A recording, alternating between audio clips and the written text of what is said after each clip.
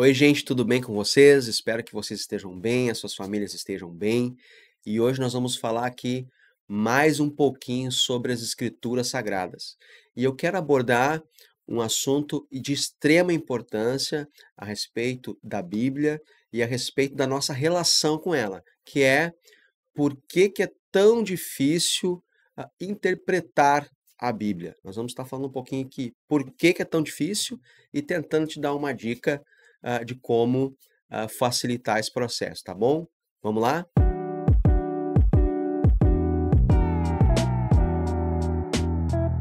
Paz de Cristo, meus irmãos. Eu sou o pastor Vavá. Estou muito feliz de estar mais uma vez aqui gravando um vídeo para tentar edificar um pouquinho a vida de vocês, acrescentar um pouquinho ao conhecimento que vocês já têm. E eu sempre aprendo muito nesses processos que Deus vai estabelecendo na nossa vida, né?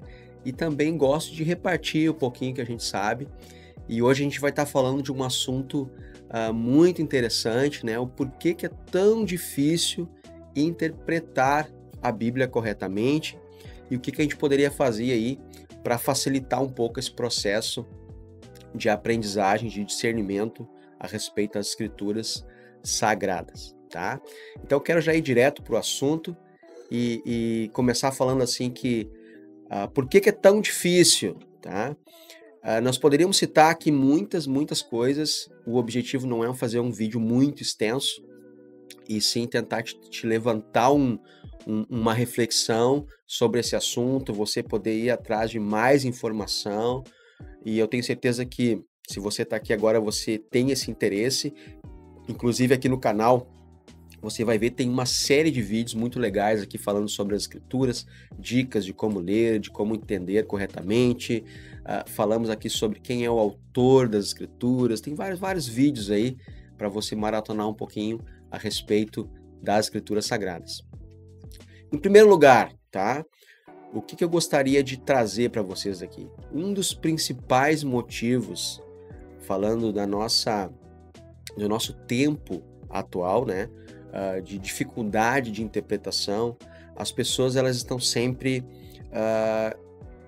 lidando com muitas coisas ao mesmo tempo, tá? A gente vê aí, como pastor, eu vejo muito isso, né? E eu também vivo um pouco disso, de ter que estar lidando com muitas coisas ao mesmo tempo. E, gente, as escrituras, elas exigem de nós um tempo, elas exigem de nós um certo nível de concentração. Eu falo isso aqui num outro vídeo. E então você vai precisar entender que você não vai conseguir chegar num nível assim de interpretação correto se você não tirar um tempo, tá, gente? Então, antes da gente falar aqui de tudo que você que talvez exista de dificuldades ou que possa facilitar, você já tem que ter essa consciência. Como qualquer coisa que tu queira desenvolver na tua vida com um certo nível de excelência ou de profundidade, você vai precisar entender isso. Exige um tempo, e não é um tempo multidirecionado, é um tempo focado. Você vai precisar sentar, abrir a Bíblia, gastar tempo ali, tá? Acessar outros conteúdos, outros materiais, orar, ter um tempo com o Senhor ali e um tempo com a sua palavra, tá? Partindo desse princípio, que para mim é uma das maiores dificuldades da nossa geração, né? Eu estava vendo uma editora muito famosa falando, a Dani Sakugawa, que hoje em dia foi feito um estudo não apenas, não falando de literatura cristã, mas de literatura no Brasil como um geral, que nesse último ano, apenas 30% dos leitores leram um terço de um livro. Tem 70% daqueles que seriam leitores, que já leram outros conteúdos, né, não leram nada nos últimos 3 meses. Então, aqueles que leem, nós nem estamos falando da população que não lê, mas do público que lê, que já são poucos, apenas 30% leu um terço de um livro nos últimos 3 meses. Isso é bem alarmante. As pessoas estão diminuindo a quantidade de leitura, o hábito de leitura, E, queridos, a gente não vai chegar a um entendimento, a gente não vai chegar a uma interpretação correta, né, das Escrituras sem gastar tempo, sem entender esse princípio da leitura. Você pode ver vídeo, amém, você pode ouvir, que legal. Eu faço isso também. Estamos aqui agora produzindo um vídeo porque sabemos que isso é importante, mas você tem que sentar com a sua Bíblia e ler, tá bom? Falando um pouquinho, que eu acho que é o que mais nos interessa, que o que vai facilitar o nosso processo de interpretação correto, tá? Não vamos focar tanto naquilo que não adianta, vamos tentar focar naquilo que pode nos ajudar a realmente melhorar a nosso nível interpretativo, tá? Existe dentro da teologia, do estudo da teologia, uma disciplina chamada hermenêutica, tá? O que é isso? Hermenêutica é a disciplina que se dedica à interpretação correta das Escrituras.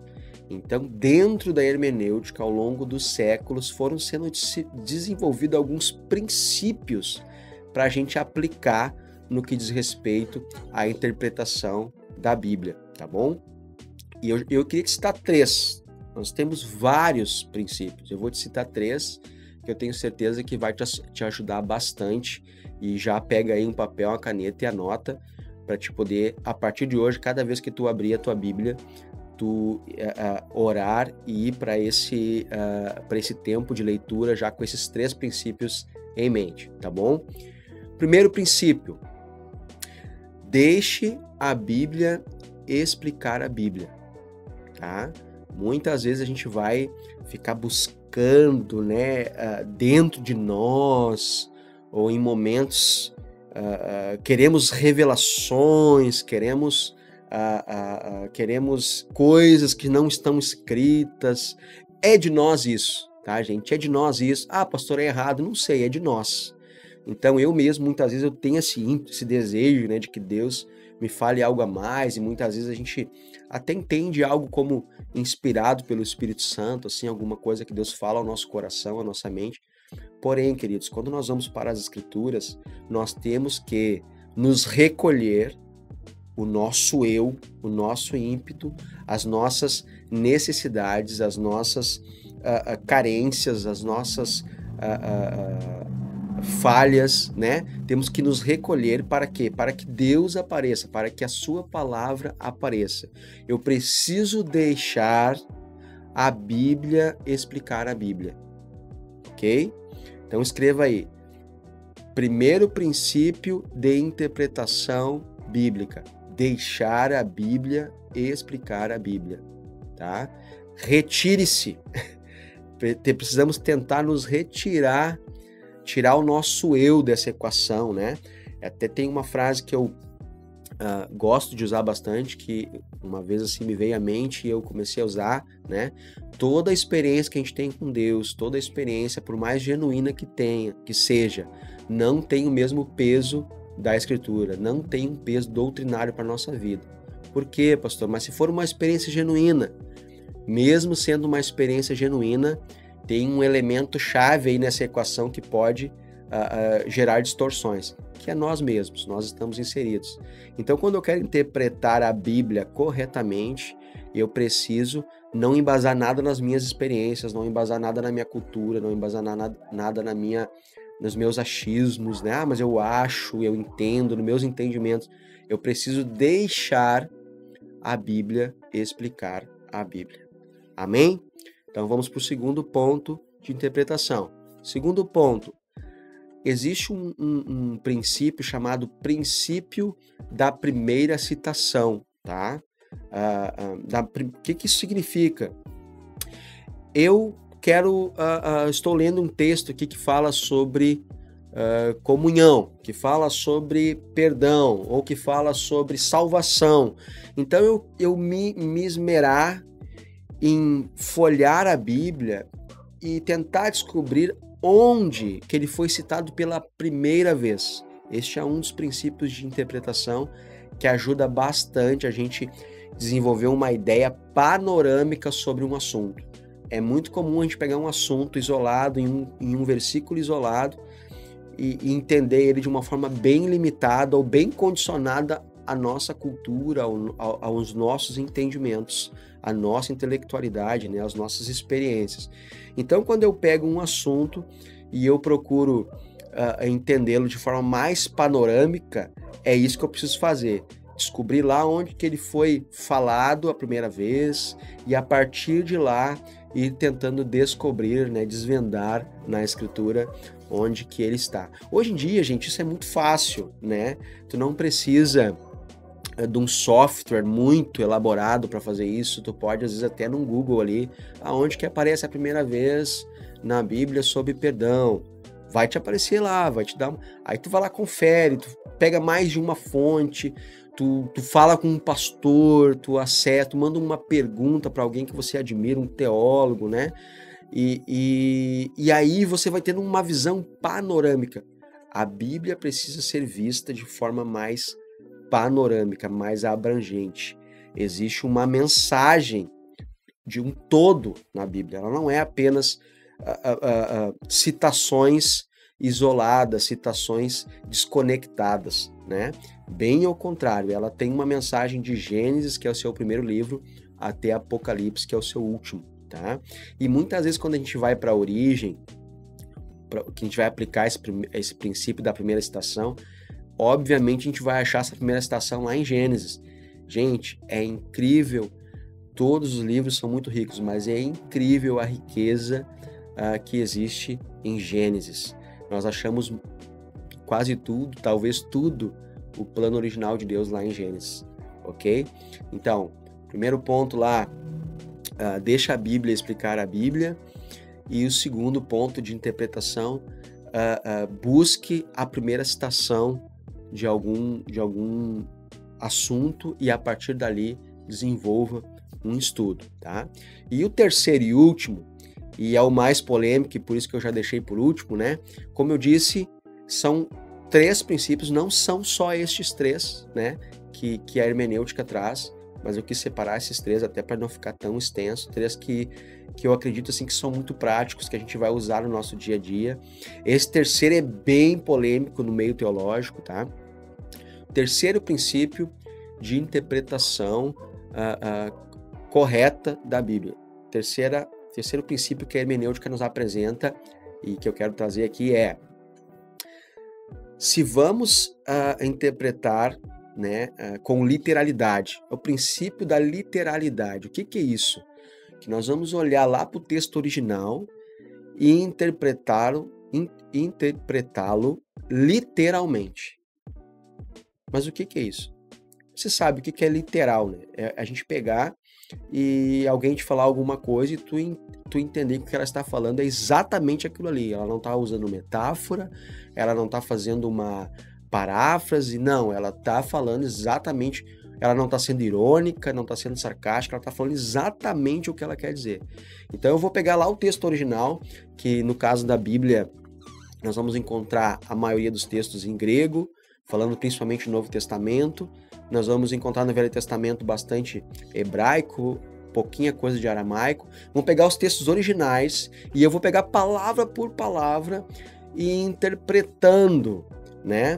E tentando traduzir aquilo ali para que a gente entenda o que literalmente foi escrito, né?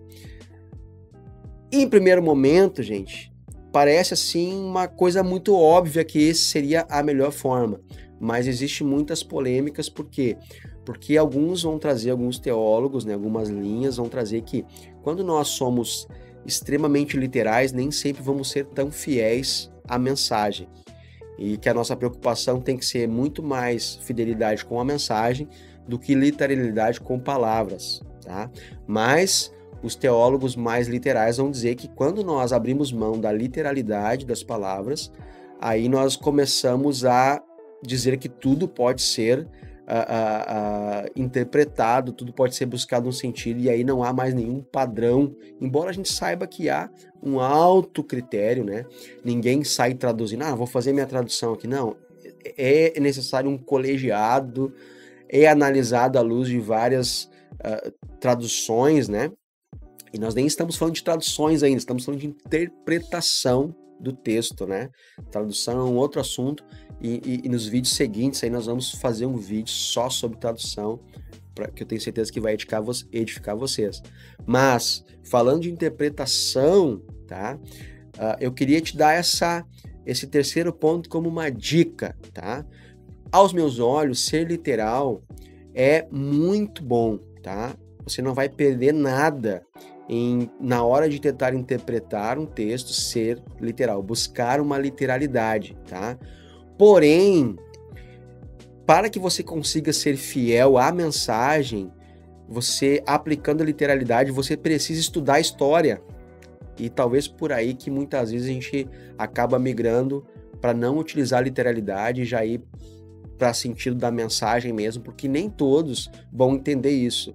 Nós não conseguimos ler de forma literal algo e aplicar de forma correta a mensagem sem conhecermos a história, o contexto histórico, o contexto cultural da época de quando foi escrito. Então, quando eu vou ser literal, eu preciso também analisar historicamente, né? Eu vou ter que fazer meu dever de casa, eu vou ter que pegar lá, mas por que Paulo falou para as mulheres não deixarem os cabelos crescerem? Meu Deus, eu preciso ser literal. Eu vou pegar agora, eu vou dizer que é proibido mulher cortar cabelo, tá? Agora, se eu quiser ser fiel à mensagem, que não era isso que Paulo estava dizendo, eu vou precisar estudar a história, tá? E só pegando me veio esse ganchinho aqui agora, esse exemplo, nós sabemos que havia todo um contexto para que Paulo desse essa instrução para as mulheres que estavam se convertendo ao cristianismo, né? Algumas sacerdotisas de templos de Afrodite, por exemplo, onde elas eram carecas, e quando chegavam nas comunidades hebraicas, nas comunidades de mulheres judias, elas sofriam bullying, sofriam perseguição, e elas precisavam.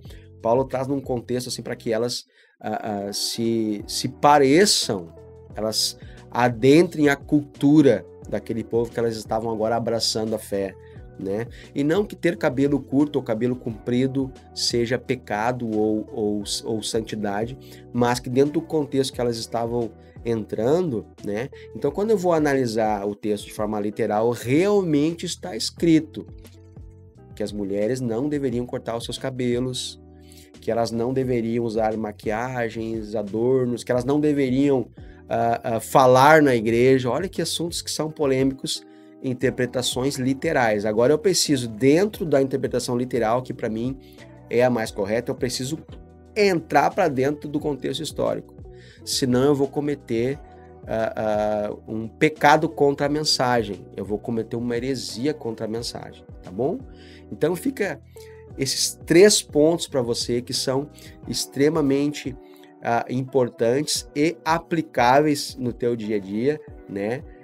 Como diz um pastor amigo meu, agora você já tem o conhecimento, né? Então aprofunde mais nesse assunto, assista outros vídeos aqui do canal, tenho certeza que vai edificar a tua vida. A gente fala aqui exclusivamente sobre a Bíblia Sagrada e também sobre damos dicas de alguns livros aqui em alguns vídeos.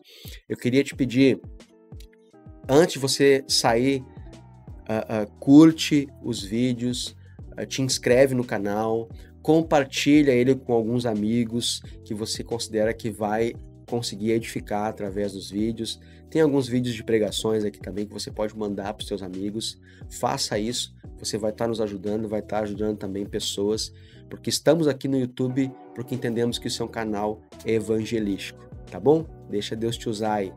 Deus abençoe a tua vida, a tua casa, e até o próximo vídeo, em nome de Jesus.